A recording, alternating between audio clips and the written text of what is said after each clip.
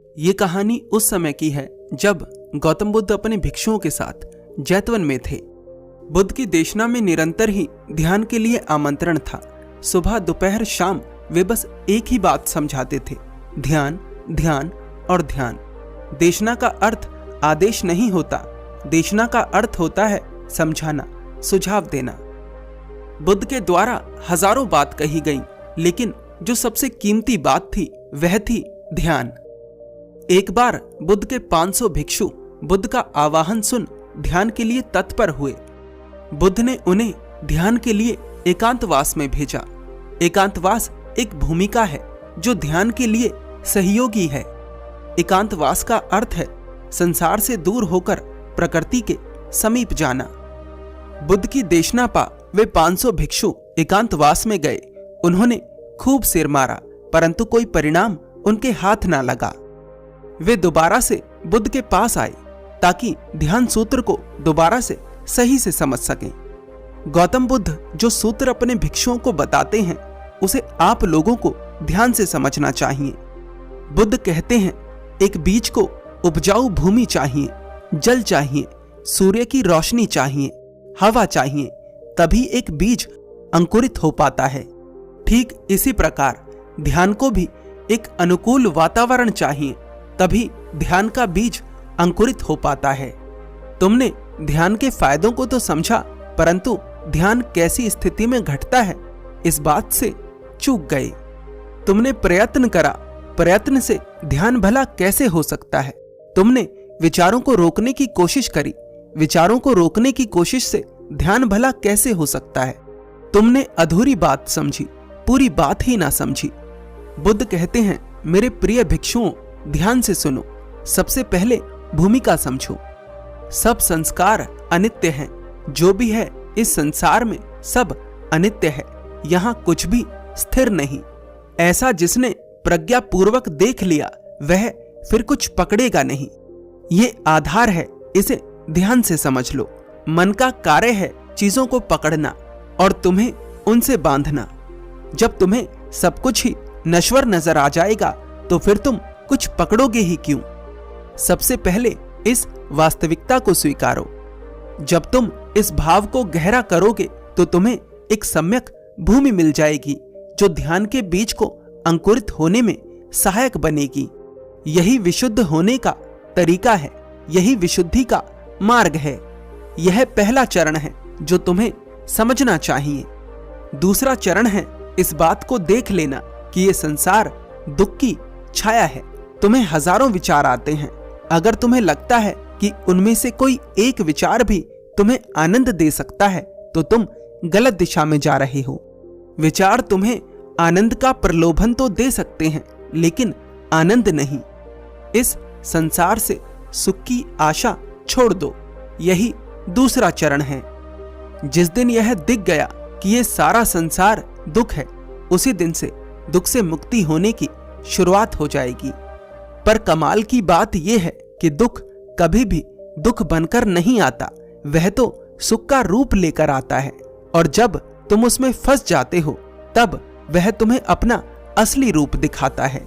यदि दुख दुख के रूप में आए तो फिर उसे पकड़ेगा ही कौन। यही दूसरा चरण है। और तीसरा सूत्र है किसी शाश्वत की खोज में ना निकलना।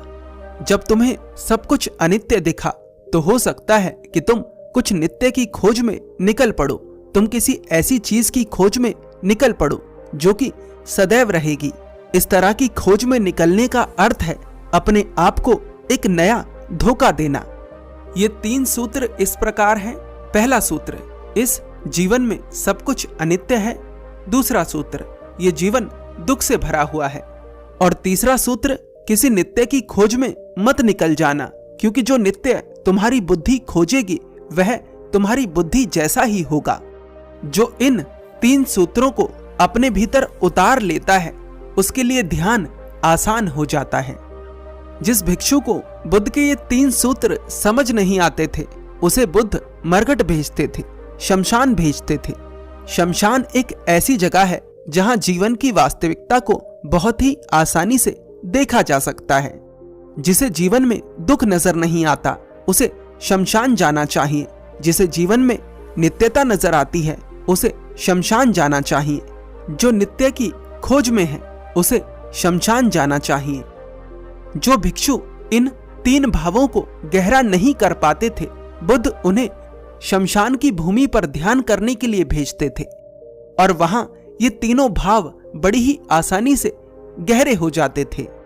भिक्षु मरघट पर जाते थे, ध्यान करते थे, प्रतिदिन नए नए लोगों को जलते देखते थे कि कल कोई शरीर था और आज वह राख बन गया है। धीरे धीरे उन्हें यह एहसास भी होता था कि एक दिन वे भी राख बन जाएंगे और फिर जब राख ही बन जाना है तो फिर क्या पकड़ें और क्या छोड़ें। और जो भिक्षु एक बार शमशान जाकर ध्यान कर आता था उसके लिए इन 3 भावों को स्वीकारना आसान हो जाता था। मैं जानता हूं ये 3 भाव स्वीकारना आसान नहीं है। इसके पीछे सबसे बड़ा कारण है कि हम जीवन की वास्तविकता को नहीं देख पा रहे हैं।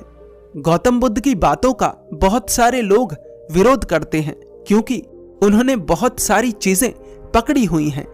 उनके भीतर उनके छूट जाने का डर भी है।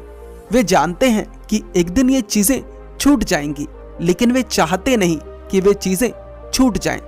बुद्ध बस इतना कह रहे हैं कि जीवन की वास्तविकता को स्वीकार लो जिससे कि दुख तुम्हें तोड़ ना सके।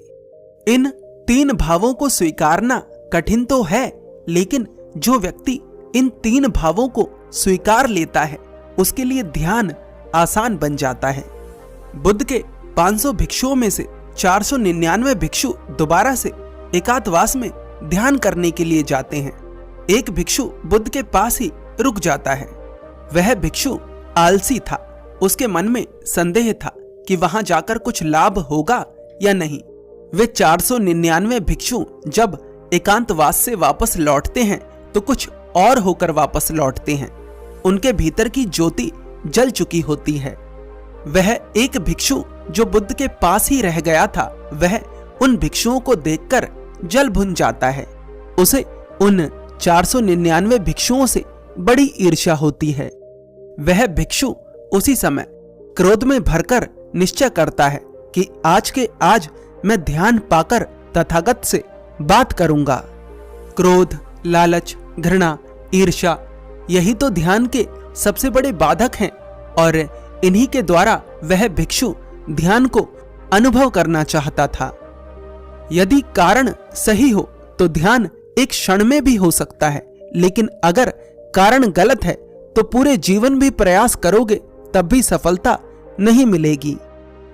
उसने बैठकर ध्यान करा, लेटकर ध्यान करा, चलकर ध्यान करा, लेकिन ध्यान नहीं, उसे तो केवल बेचैनी हो रही थी।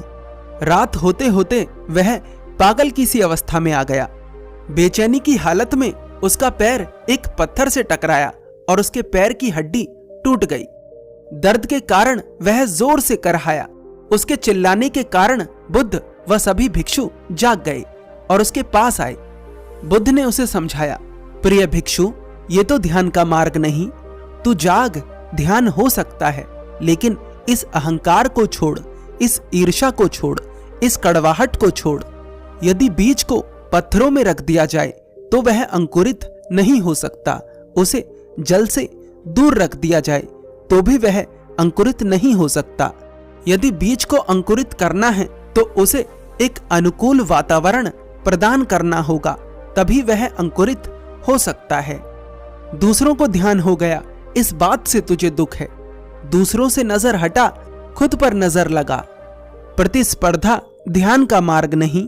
प्रतिस्पर्धा छोड़ और ध्यान के लिए प्रयत्न कर।